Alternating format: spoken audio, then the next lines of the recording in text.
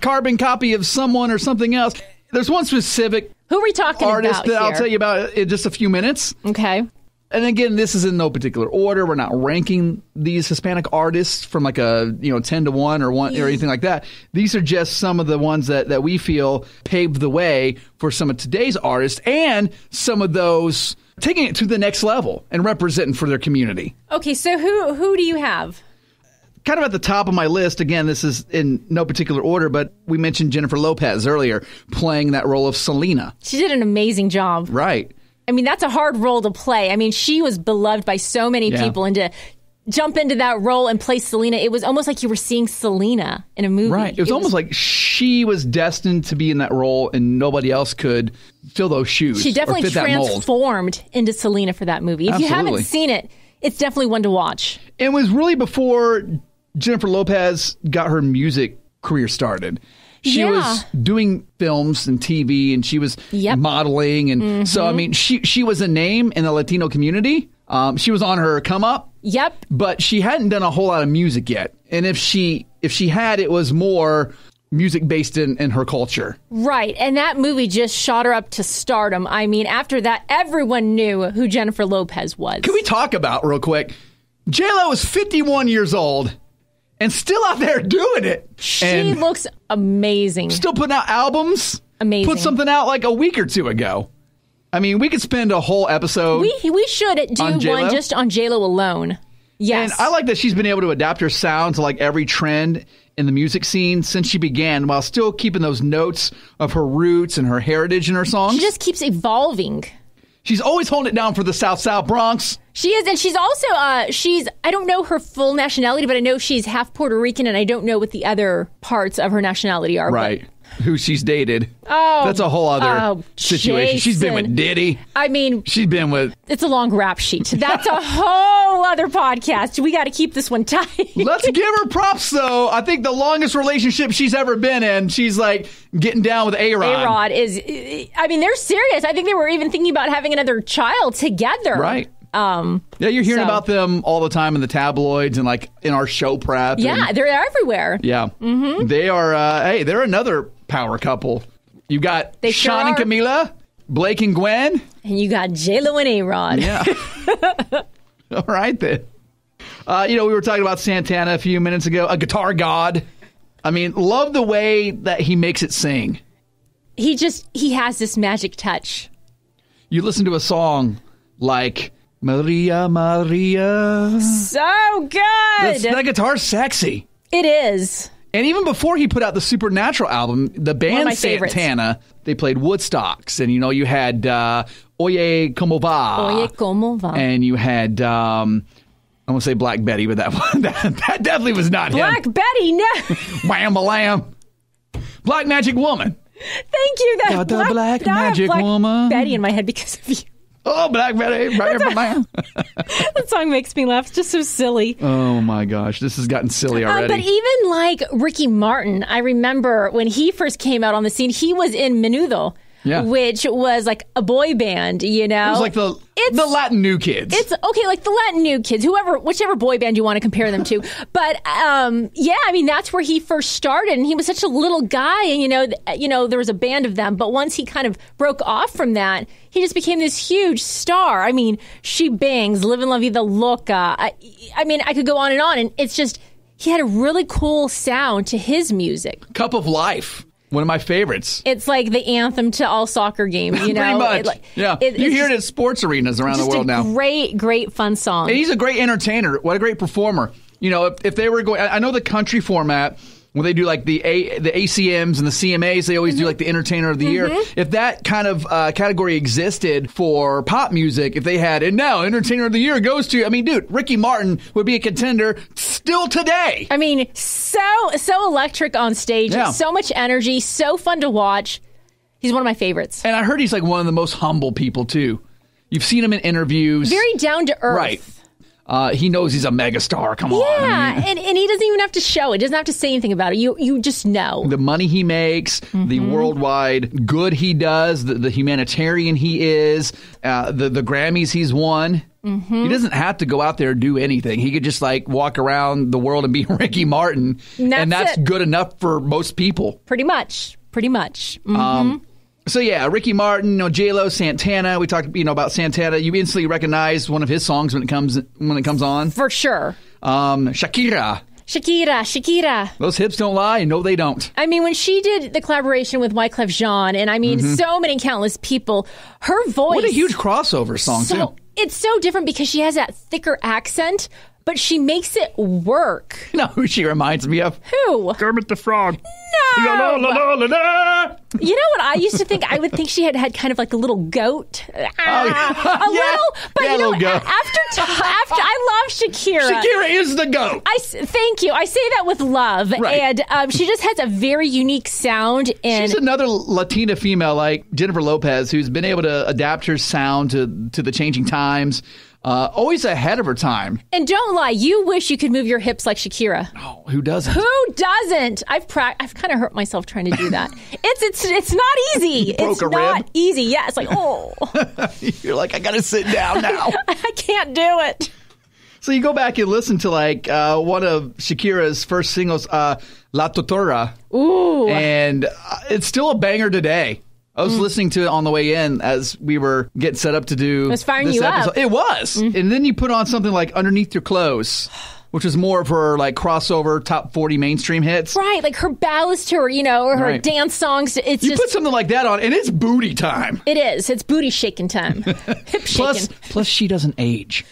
Okay, that girl, it's like J-Lo. She's discovered the fountain of youth somewhere. They both have, Or yes. she's getting some kind of injections. It's part of that Latin heritage, you don't age because that music just makes you young. I feel like Jennifer young. Lopez and Shakira, if like coronavirus came anywhere near them, it would just like bounce and repel off of them. It would just. It's got nothing on them. Boom. It's gone. Nothing on you. And like we were talking about Jennifer Lopez earlier, well, I want to talk about Marc Anthony. Yes, tell me, baby girl, because I need to know. They were married at a time and had twins, a girl and a boy. That's right. And I love You Sang to Me. That's one of my favorite Marc Anthony songs. Yes.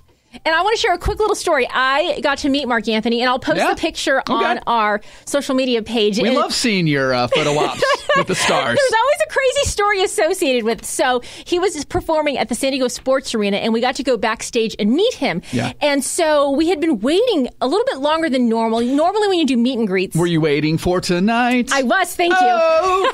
Thank you.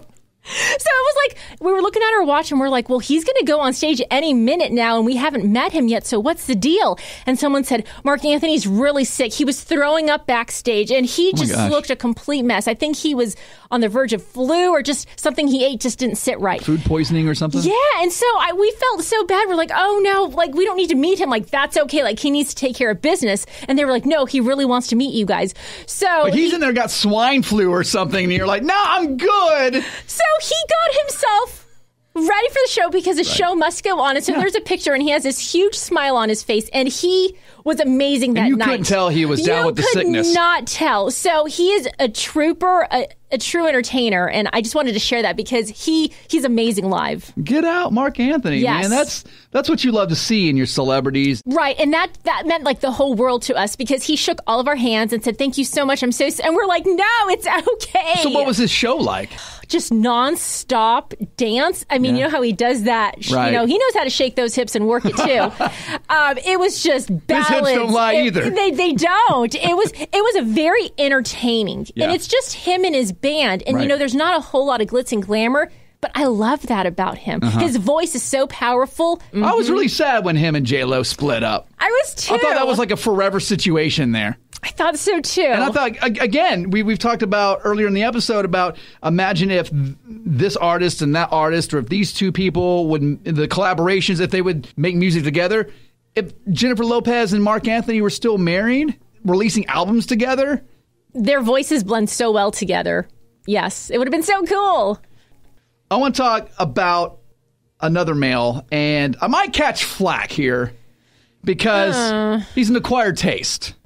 I might know where you're going with this. Yeah. Okay, go. Some people think he's phony. Okay. But to me, he is the soundtrack of a good time. And I'm talking about Mr. 305. I knew Pitbull. Mr. Worldwide. I knew it. Okay. Dolly. I had him down to, at first, I'm not going to lie, when Pitbull came out, I was like, what the hell is this? Who's this clown? Who Right? is this? Like you said, is this a gimmick? You know, what kind of joke is this? Right. But you know what? He is a very... He's the Latino Mr. Clean. He is.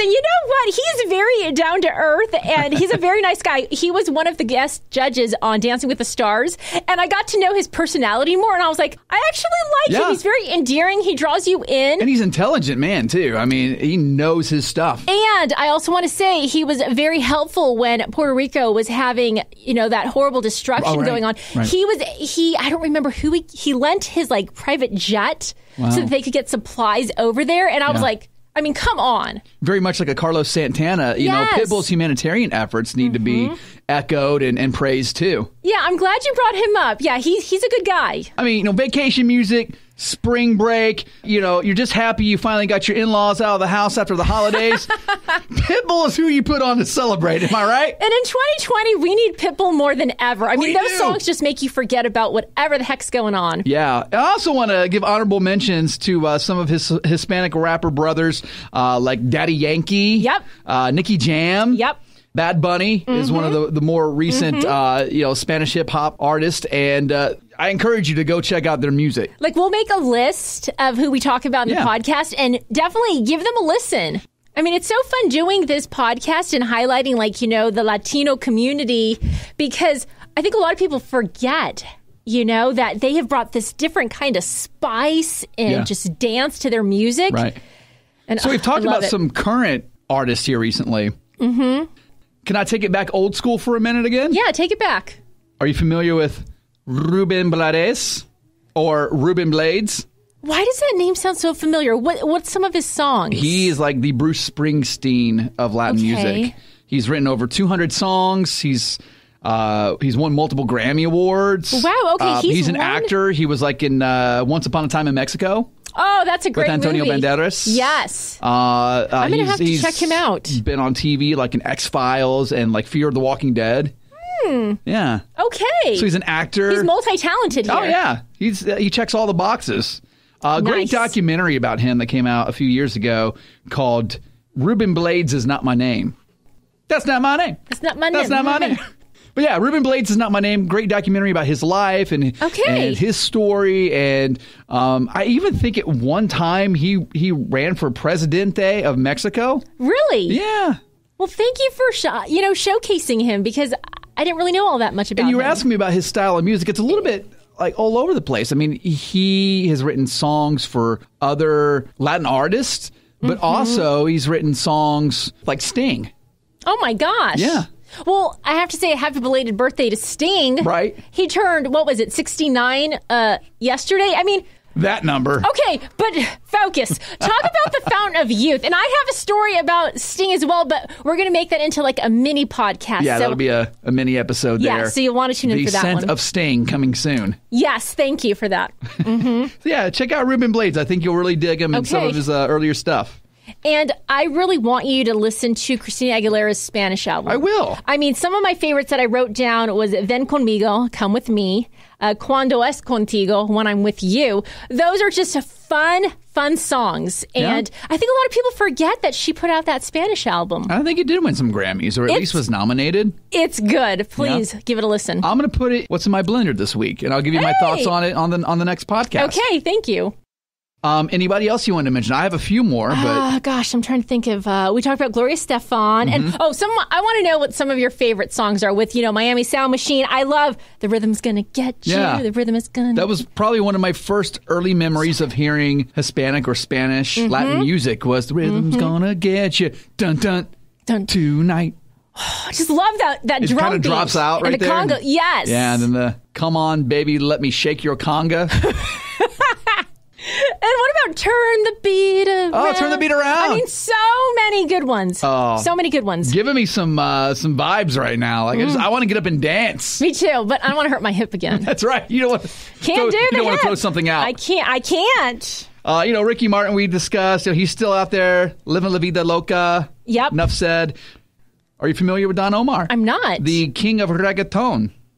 You know what's so funny is I am not a huge reggaeton fan. Like, there's certain ones that I like, but it sounds the same. So if you hear one song, it's a very... It definitely is a niche... You got to break it sound out. Or a niche format of music. It is. But, like Sean Paul...